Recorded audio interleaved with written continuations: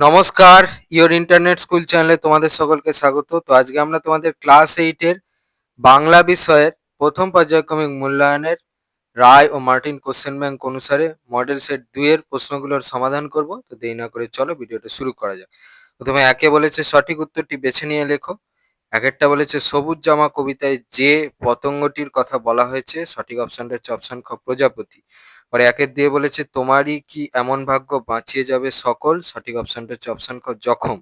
পরে একের তিনে বলেছে ওই গাছটায় কিরকম জলপাই পাকছে, জলপাই আবিষ্কার করেছিল, সঠিক অপশনটা হচ্ছে ক হাবুল।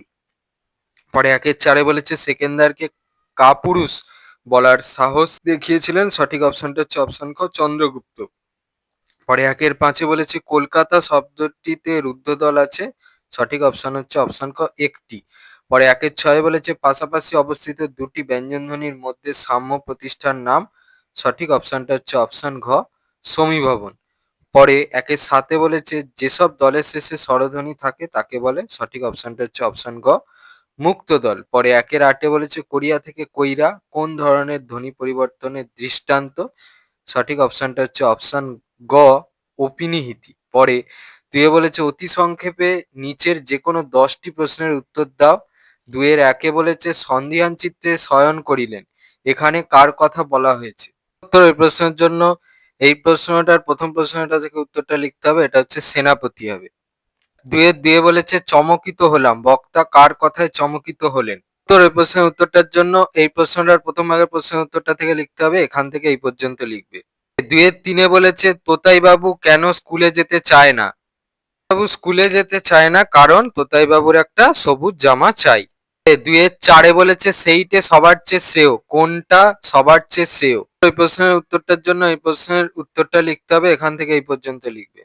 পরে দুয়ের পাঁচে বলেছে বাকযন্ত্র বলতে কি বোঝো, উত্তর এখান থেকে এই পর্যন্ত লিখবে। দুয়ের ছয় বলেছে ধ্বনি পরিবর্তন কেন হয়, উত্তর এই প্রশ্নের জন্য এই প্রশ্নের উত্তরটা লিখতে হবে, এখান থেকে উত্তরটা চলছে পর্যন্ত লিখবে। পরে দুয়ের সাথে বলেছে দল বিশ্লেষণের প্রয়োজনীয়তা কোথায়, উত্তর এখান থেকে এই পর্যন্ত লিখবে। দুয়ের আটে বলেছে মধ্য স্বরগমের অপর নাম কি কি, উত্তর স্বরভক্তি আর একটা হচ্ছে বিপ্রকর্ষ। দুয়ের নয়ে বলেছে অধিক সন্ন্যাসীতে গাজন নষ্ট, প্রবাদটিকে বাক্যে প্রয়োগ করে দেখাও, বাক্যে প্রয়োগটা দেখে নাও। পরে দুয়ের দশে বলেছে গেঁয়ো যোগী ভিক পায় না, প্রবাদটিকে বাক্যে প্রয়োগ করে দেখাও, বাক্যে প্রয়োগটা দেখে নাও।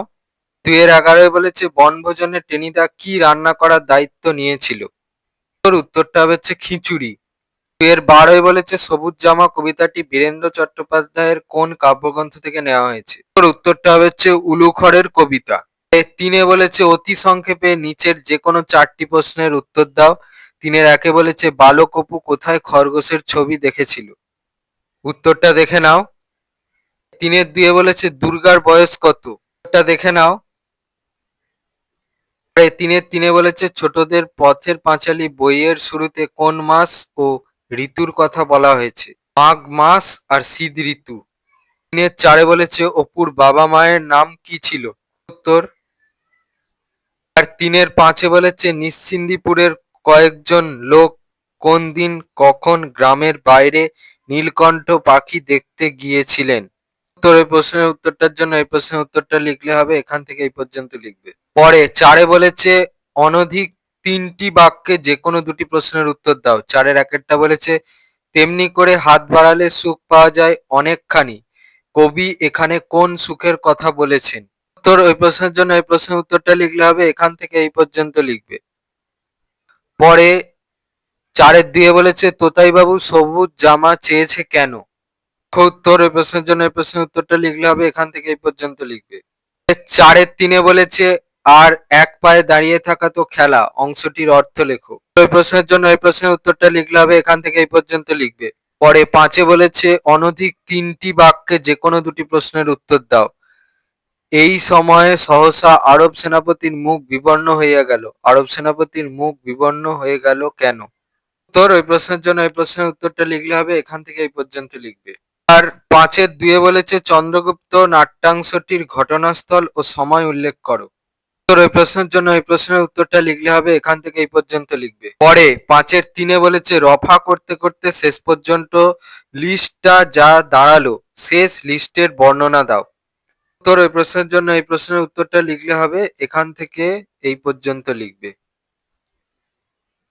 তো তোমাদের ক্লাস 8-এর রায় ও মার্টিন কোশ্চেন ব্যাংক অনুসারে বাংলা বিষম পর্যায়ক্রমিক মূল্যায়নের মডেল সেট 2 এর প্রশ্নগুলোর সমাধান।